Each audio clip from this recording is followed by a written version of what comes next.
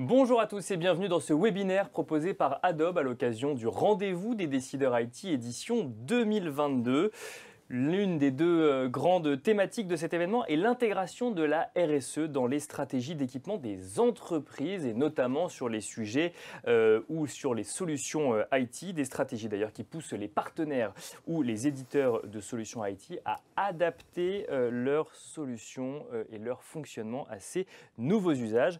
Une des façons de s'adapter est par exemple de diminuer drastiquement l'utilisation de papier en entreprise, ce que propose Adobe par exemple, comme nous allons le voir dans un instant. Et justement, pour en parler, nous avons le plaisir de recevoir sur le plateau du Rendez-vous des décideurs IT, Laurence Barat-Latuite, Channel Account Manager chez Adobe. Bonjour Laurence Barat-Latuite. Bonjour. Bienvenue Nicolas. sur le plateau du Rendez-vous des décideurs IT. Vous êtes accompagné également par Julien Barbier, consultant solutions chez Adobe. Bonjour Julien Barbier. Bonjour Nicolas. Bienvenue également sur le plateau donc, du Rendez-vous des décideurs IT. Julien Barbier, vous nous venez de Londres justement pour prendre la parole sur ce sujet.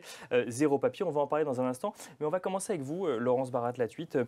Avant de comprendre effectivement comment les entreprises clientes d'Adobe font leur mue sur ces sujets de RSE et avant de comprendre comment Adobe les accompagne sur ces sujets-là, on peut peut-être dire un mot sur Adobe afin de comprendre finalement l'évolution d'Adobe, de l'entreprise en fonction des enjeux actuels.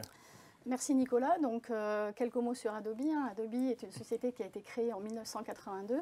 Et aujourd'hui, Adobe a établi la norme en matière d'expérience numérique. Alors, je note que vous dites Adobe, moi je dis Adobe, c'est à l'anglaise ou à la française, mais bon, on peut dire les deux. Oui, on peut dire les deux, exactement.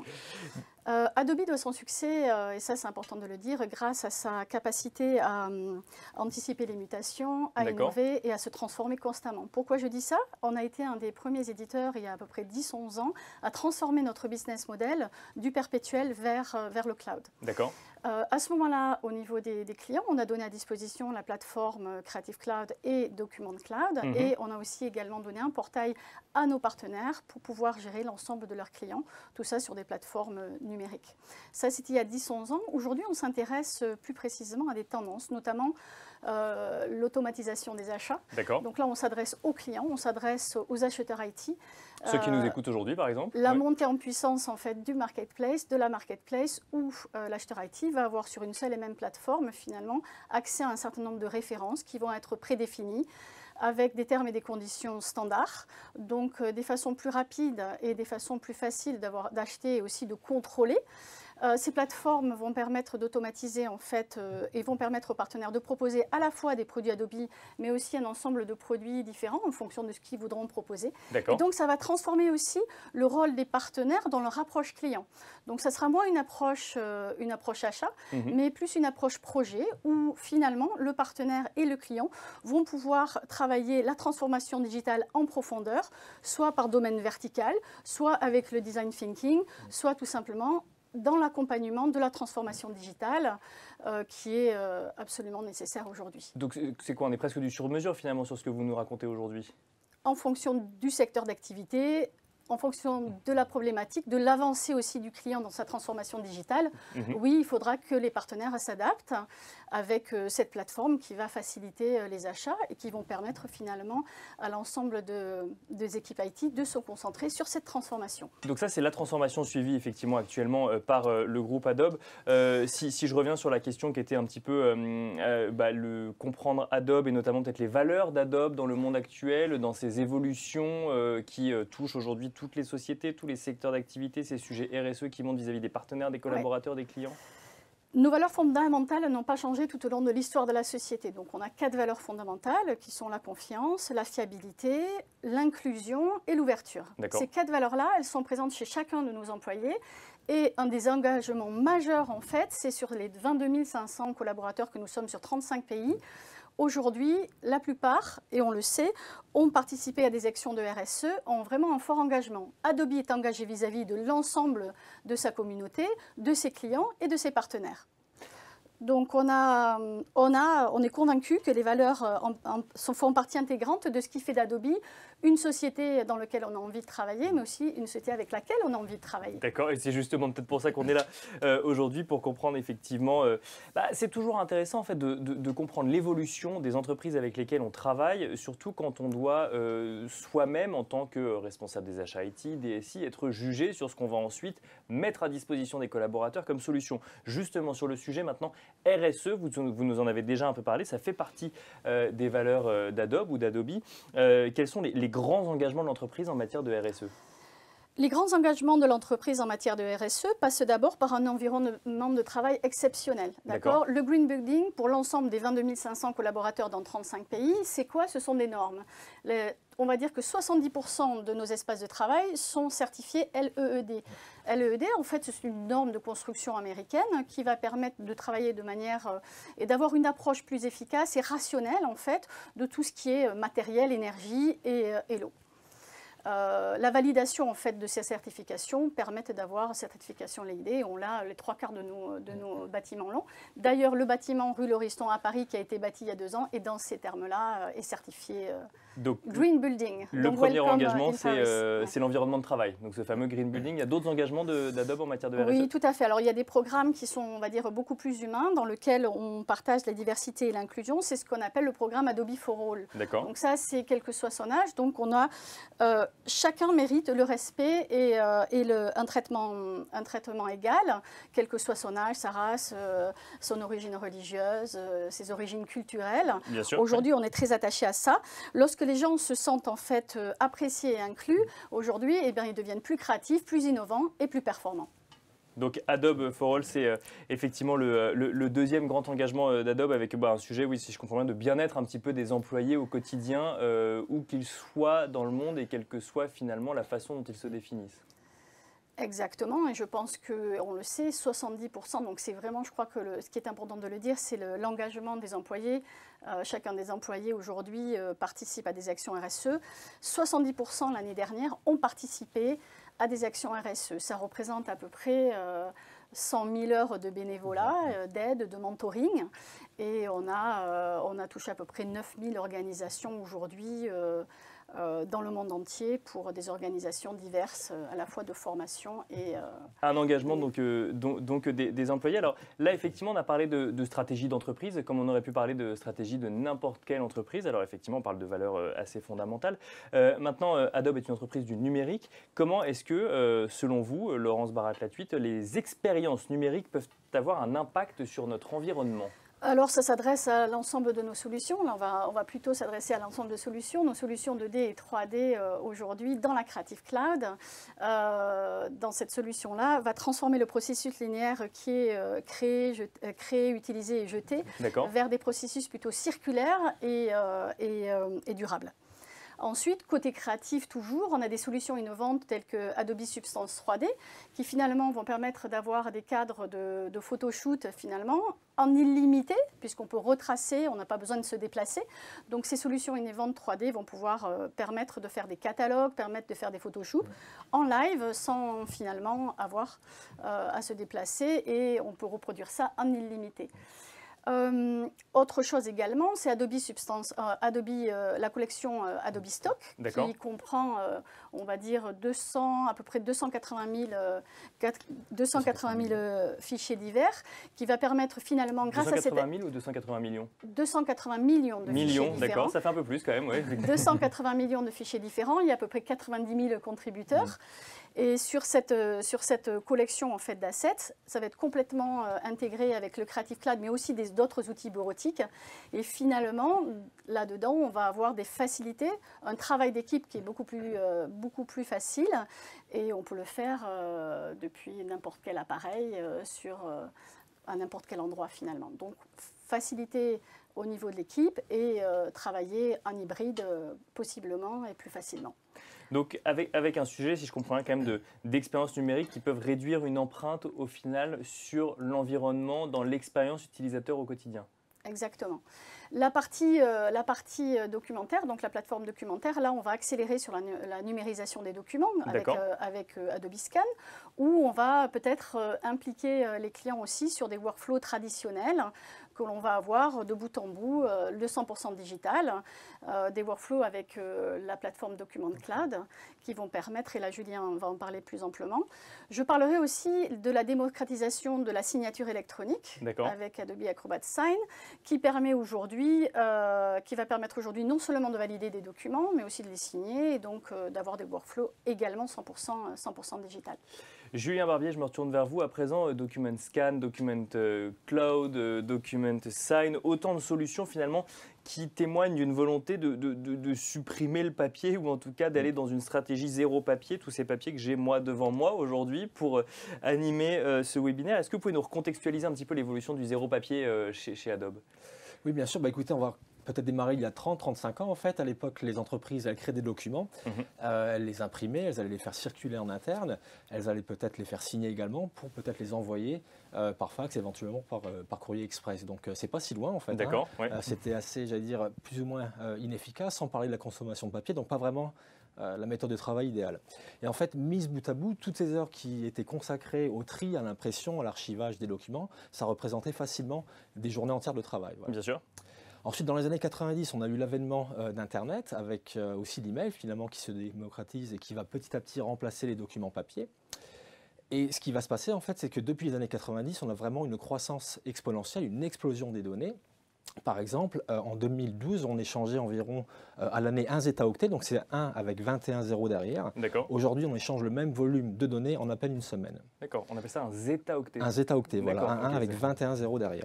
Ça montre le volume effectivement de documents qui étaient échangés, parce que c'est la première fois que j'entends moi le terme zeta-octet. Enfin, c'est une parenthèse. Oui, il faudra s'y habituer. Voilà, c'est les nouvelles unités qui arrivent, exactement. Voilà, c'est vrai que c'est vraiment la croissance exponentielle. Et d'ailleurs, dans les années 93, on a aussi donc finalement Adobe PDF, qui est à la base un projet né du rêve d'un bureau sans papier, en fait, permettant d'échanger, de collaborer sur des documents au sein de l'entreprise et même en dehors de l'entreprise, finalement sur tout type d'appareil et sur tout système d'exploitation. Voilà.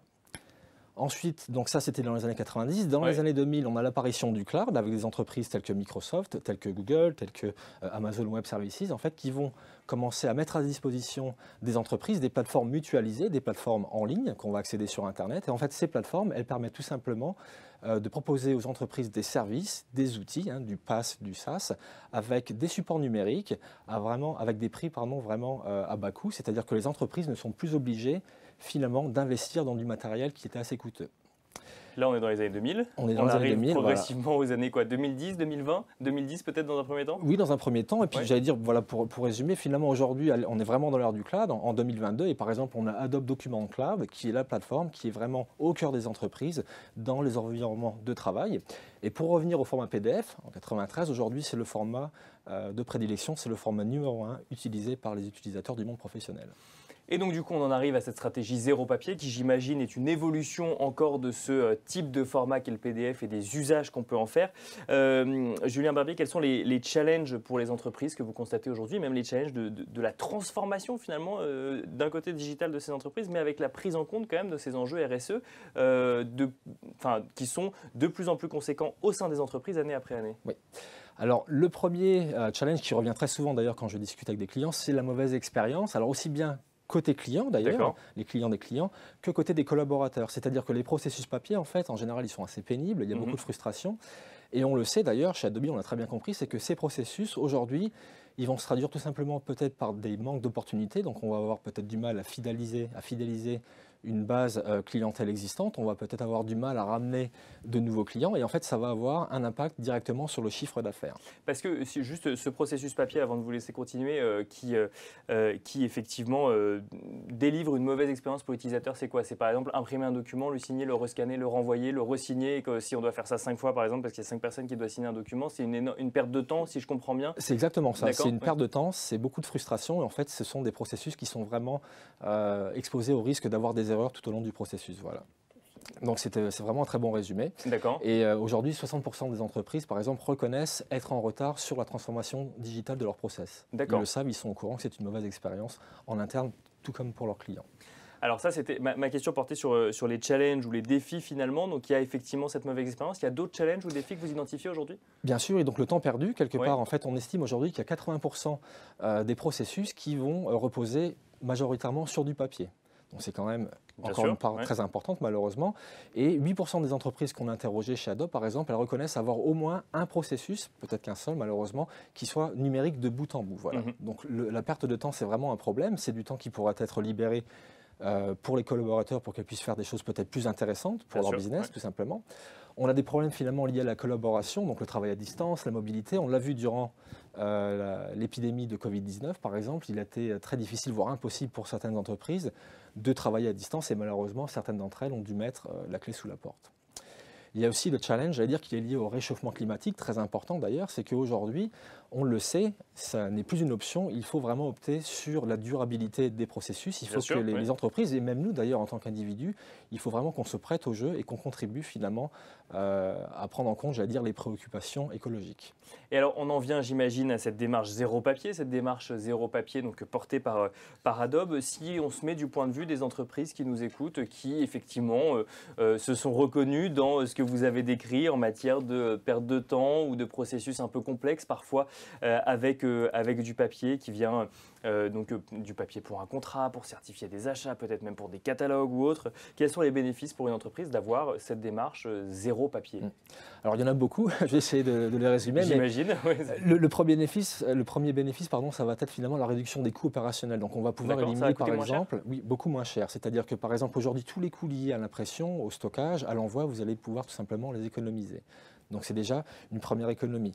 Un autre avantage, un autre bénéfice, j'allais dire, c'est le gain de productivité. C'est-à-dire que quand on a des processus numériques, ces processus sont rationalisés, ils sont complètement automatisés si l'on le souhaite. Et en fait, ces processus vont tout simplement permettre, j'allais dire, aux collaborateurs d'échanger sur des documents, de les faire signer. Par exemple, si on pense à la signature électronique, il faut savoir qu'aujourd'hui, un document, vous le faites signer en 3 heures contre 8 jours par rapport à un processus papier. Par rapport à un processus papier, pardon. Donc, c'est-à-dire que c'est 28 fois plus rapide. Donc on gagne du temps avec un processus zéro papier. On gagne du temps, exactement, oui. Et pour le coup, finalement, c'est une bien meilleure satisfaction du côté des clients, voilà, qui finalement n'auront pas à échanger les documents. Comme vous l'avez dit, il y a une erreur, on doit réimprimer, rescanner, renvoyer, c'est très compliqué. Donc gain de temps, solution, collaboration facilitée, coût réduit, si je comprends bien. Il y a d'autres avantages oui. Alors il y en a encore beaucoup d'autres. Par exemple, on parlait de l'environnement tout à l'heure, c'est-à-dire qu'aujourd'hui, alors je ne sais pas si vous savez, mais par exemple, on estime que le papier est responsable de 40% de la déforestation dans le monde. Bien sûr, c'est logique effectivement, puisque la matière première pour faire du papier, c'est du bois. Exactement, et c'est-à-dire que par exemple, une entreprise qui imprime, admettons, 1000 pages par jour, au bout d'un an, cette entreprise, elle aura consommé, entre guillemets, 100 000 litres d'eau. Elle aura consommé également ces 5 tonnes de bois, donc ça représente une trentaine d'arbres. Elle aura généré 700 kg de déchets. Et au final, en fait, elle aura aussi quelque part émis 10 tonnes de gaz à effet de serre. Voilà. D'accord. Donc ça, c'est un fait. Et par exemple, si on pense à l'impact par rapport à la signature électronique, en gros, on estime aujourd'hui que basculer de la signature classique, le papier, sur la signature électronique, ça va permettre de réduire l'impact sur l'environnement de 95%. De 95%. Donc il y a quand même un impact, effectivement, j'imagine, de stockage et d'échange de données, mais qui est beaucoup plus réduit par rapport à si on avait fait ces mêmes activités sur papier, selon les études que vous avez menées. Tout à fait, c'est exactement ça, oui. D'autres avantages à mettre en avant ou là effectivement on a couvert un spectre assez large de coûts, d'expérience utilisateur et d'impact sur l'environnement? Alors très brièvement, en fait, on va pouvoir vraiment rationaliser les processus, les automatiser grâce à l'outil numérique. On va pouvoir utiliser aujourd'hui à l'heure du cloud et de la puissance de calcul, l'intelligence artificielle, l'intelligence documentaire également. On va pouvoir intégrer ces solutions de signature électronique, ces solutions de gestion de documents directement dans les applications métiers que les utilisateurs utilisent tous les jours. Donc en fait, on va augmenter le document quelque part. On va peut-être l'augmenter, on va le rationaliser. D'accord, au lieu de faire de la réalité augmentée, on va faire du document augmenté quelque part. On va faire du document augmenté et on va le faire encore mieux. Voilà. D'accord. Mieux que le papier, tout simplement. Et j'allais dire, vraiment pour terminer sur cette question, finalement, si on prend un peu de recul, en essayant de comprendre où est-ce que les processus numériques, de gestion de documents numériques et la signature électronique pourraient aider dans une entreprise, c'est finalement dans toutes les fonctions d'une entreprise, à savoir les ressources humaines, la direction des ressources humaines, le service des achats, le service commercial, éventuellement le service juridique pour tout type de contrat, des devis, des documents, des clauses de confidentialité par exemple. Si je reviens sur les chiffres, vous nous avez donné quelques chiffres qui permettent quand même de comprendre certains ordres de grandeur. Est-ce que vous avez des chiffres qui montrent que cette démarche zéro papier installée au sein d'une entreprise, alors en vitesse de croisière, hein, bien sûr, pas au début, peut permettre de faire évoluer les choses dans la durée? Oui, alors on en a beaucoup. D'accord, ok. Beaucoup sont publiés d'ailleurs sur le site Adobe, adobe.com/fr par exemple. Mais par exemple, une banque européenne qui faisait signer en moyenne par an un peu plus d'1 million de contrats à ses clients. En fait, cette banque, elle a décidé de transformer ses processus en processus numériques. Donc, on est passé sur la signature électronique. D'accord. Et en fait, les résultats, c'est quoi? C'est tout simplement 9 millions de pages qui sont économisées en un an. D'accord. Donc, ça représente en fait 4 millions de litres d'eau et ça correspond à peu près 1 million de tonnes de bois, tout simplement. Côté processus, en fait, ça leur a permis de réduire les temps de cycle de signature de 90%. D'accord. 90% de réduction de temps de signature? 90%, c'est-à-dire qu'aujourd'hui, ils récupèrent des documents signés en 24 heures. Auparavant, c'était 2 semaines.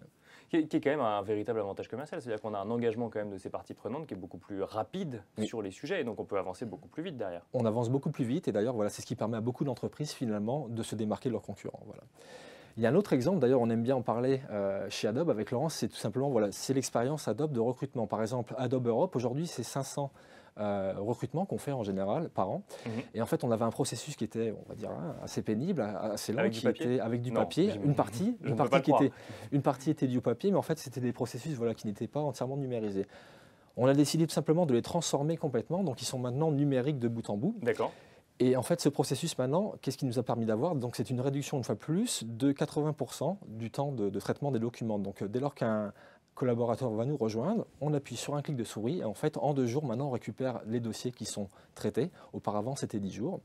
Et plus important, on a 100% des nouvelles recrues qui sont vraiment, vraiment contentes de l'expérience et ça aura vraiment eu un impact très positif sur notre entreprise. Donc quand on rejoint Adobe, on signe son contrat de travail électroniquement, c'est ce qu'il faut comprendre? Exactement, c'est exactement ce que j'ai fait. Oui, ça s'est passé très très vite et d'autres collègues qui n'ont pas eu cette chance finalement m'ont expliqué que à l'époque... Ça avait été un peu plus long. Voilà, donc moi je suis témoin, je peux vous confirmer que ça a été le cas. Voilà. Et c'est vrai que c'est toujours des moments un peu angoissants, donc plus vite c'est signé et réglé, mieux tout le monde se porte. D'autres exemples un peu chiffrés autour justement de cette démarche zéro papier. Là, on a 2 exemples effectivement, d'un côté avec les clients, de l'autre avec les collaborateurs. D'autres exemples chiffrés peut-être, Julien Barbier? Alors d'autres exemples chiffrés, on avait un groupe aéronautique éventuellement aussi qui avait complètement transformé, j'allais dire, le processus par rapport aux commandes, aux achats. Et en fait, alors je n'ai pas forcément les bons chiffres en tête, mais ça a complètement transformé la donne. Ça a drastiquement réduit les coûts pour ce grand groupe d'ailleurs qui a finalement basculé vers les processus complètement numériques. De ce que je comprends, pour que ça fonctionne quand même, il faut que ce soit intégré de manière globale au sein d'un département ou d'une entreprise. On ne peut pas le faire un petit peu, il faut le faire de manière conséquente, effectivement, puisque l'objectif, c'est zéro papier. Oui, c'est vrai. Et d'ailleurs, il y a ces challenges finalement dans la transformation.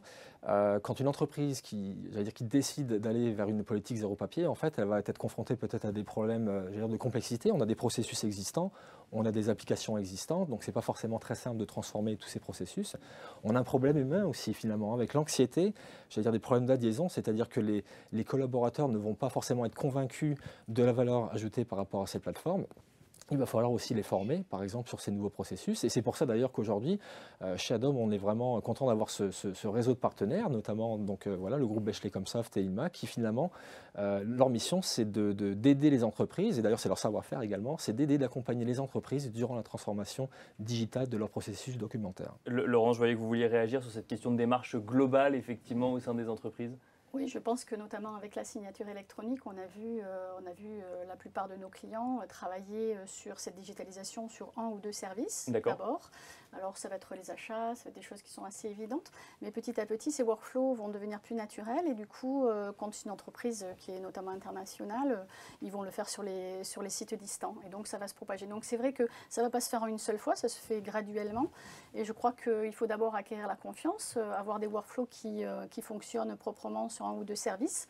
On démarre doucement et après c'est exponentiel avec bien évidemment l'accompagnement des partenaires et ça se fait graduellement la plupart du temps. Oui. Donc au moins au départ au niveau d'un service et puis après effectivement on étend mécaniquement la démarche et donc l'accompagnement aussi. Julien Barbier, autre question, qu'est-ce qu'on peut attendre demain en matière d'évolution au sein des entreprises? C'est vrai qu'aujourd'hui, là on parle d'aujourd'hui, il y a des questionnements aujourd'hui, il y a la mise en place de solutions de travail hybride sur le long terme, avec des réflexions sur le long terme, ce qui implique de ne pas se tromper globalement quand on met en place une solution aujourd'hui dans un environnement qui évolue vite. Qu'est-ce qu'on peut attendre selon vous demain donc, en matière d'évolution au sein des entreprises? Alors, écoutez, il y a beaucoup de choses qui sont... c'est un peu le secret de fabrication maison, mais tout ce que je peux vous dire, c'est que chez Adobe, c'est vraiment notre expérience de métier, c'est notre milieu d'expertise. Et ce que je peux vous dire, c'est que nos équipes d'ingénieurs, elles vont continuer d'innover parce qu'on comprend vraiment les challenges, les défis et les bénéfices. Et voilà, pour les prochaines années à venir, vous pouvez être sûr que de nouveaux produits et de nouvelles fonctionnalités encore plus intéressantes et encore plus performantes les unes que les autres vont être mises à disposition pour nos clients. C'est ça, l'idée c'est de dire effectivement que même si on n'est pas sûr de mettre aujourd'hui la solution qui correspondra à demain, c'est se faire accompagner par les partenaires qui évoluent en même temps que le marché, les technologies ou les tendances. Il nous reste un peu de temps. Laurence, il y a un sujet dont on n'a pas parlé, dont je n'ai pas parlé ou très peu. On a parlé de RSE, on a effectivement fait un focus sur le E de RSE, sur l'environnement, puisque c'est le sujet effectivement le plus actuel aujourd'hui, mais l'impact il est aussi social. Est-ce que c'est un sujet que vous défendez ou que vous suivez chez Adobe? Oui, chez Adobe, notre mission est de changer le monde grâce à des expériences numériques et notre objectif social est en phase avec cette mission. Des impacts sociaux va se faire à différents niveaux. Donc ça va se faire au niveau des programmes. Je vous ai parlé d'Adobe for All, mais c'est aussi la Digital Academy qui va être sur 4 volets principaux. Donc c'est la recherche de talents jeunes à travers des associations et notre communauté. D'accord. Donc on va former, on va mentorer. L'année dernière, on a eu la chance d'avoir 170 personnes qui ont participé à cette Digital Academy. 95% des jeunes qui ont été diplômés ont été embauchés directement par Adobe ou par nos partenaires, Microsoft, Facebook. Et ont signé électroniquement, si j'ai bien suivi ce que m'a dit Julien. Et ont signé électroniquement, et donc ça leur permet en fait d'apprendre des nouvelles technologies techniques, développeurs web, la gestion des data. Qui est important pour nous, l'autre volet, c'est les candidats d'origine diverses. On est fermement convaincus que la diversité permet en fait l'innovation et les résultats commerciaux. Et donc, d'ailleurs, 35% des femmes aujourd'hui, les employés représentent 35%. 35%, d'accord. Voilà. On est 35% des employés sont des femmes aujourd'hui chez Adobe. 35% des employés sont des femmes aujourd'hui. C'est pas exactement ce qu'on voudrait, mais ça progresse, c'est positif. Donc voilà, on est dans une tendance à la hausse. D'accord. Qu'est-ce qu'on a d'autre? Donc le travail inclusif, on en a parlé. C'est important que les gens se sentent bien en fait dans les locaux. Et les avantages qui sont à la fois privés et à la fois privés dans le travail, comme le congé parental payé. Voilà. Ensuite, côté social, l'engagement social s'est fait à différents niveaux. On a participé à de nombreuses actions. Donc il y avait 3 millions qui ont été engagés sur tout ce qui est justice sociale. 3 millions de dollars? 3 millions de dollars, exactement. Ouais. Ensuite, on a transformé pendant le Covid les interventions de bénévolat en personne. On les a fait donc plutôt en virtuel. Et on a réussi à collecter 3,5 millions l'année du Covid. On a d'autres actions qui sont ce qu'on appelle le Season of Change as well, qui ont permis de participer avec de nombreuses organisations et du bénévolat. Il y avait aussi à peu près 3 millions qui ont été faits. Et il faut savoir que Adobe Worldwide, en fait, Adobe dans le monde entier, a distribué 89 millions de dollars dans des activités de bénévolat, de mentorat. Un mot peut-être sur la feuille de route d'Adobe sur ce sujet social pour la suite. Est-ce qu'il y a des valeurs auxquelles vous croyez en conclusion ou une stratégie sur ce sujet social chez Adobe? Moi, je crois que c'est l'engagement des salariés. Comme on disait tout à l'heure, 70% ont participé à des actions RSE. Il faut continuer dans ce sens. Ce sont des valeurs. Je crois que les valeurs fondamentales sur les employés Adobe doivent être là. Et c'est aussi un engagement vis-à-vis de notre communauté de partenaires, de nos clients et de l'ensemble de la communauté avec qui on travaille et on vit, finalement. Merci beaucoup Laurence Barat-Latuite. Je rappelle que vous êtes Channel Account Manager chez Adobe ou Adobe, effectivement, on peut le dire à la française ou à l'anglaise. Merci également Julien Barbier, consultant solutions chez Adobe. Merci à vous de nous avoir suivis depuis le studio du Rendez-vous des décideurs IT.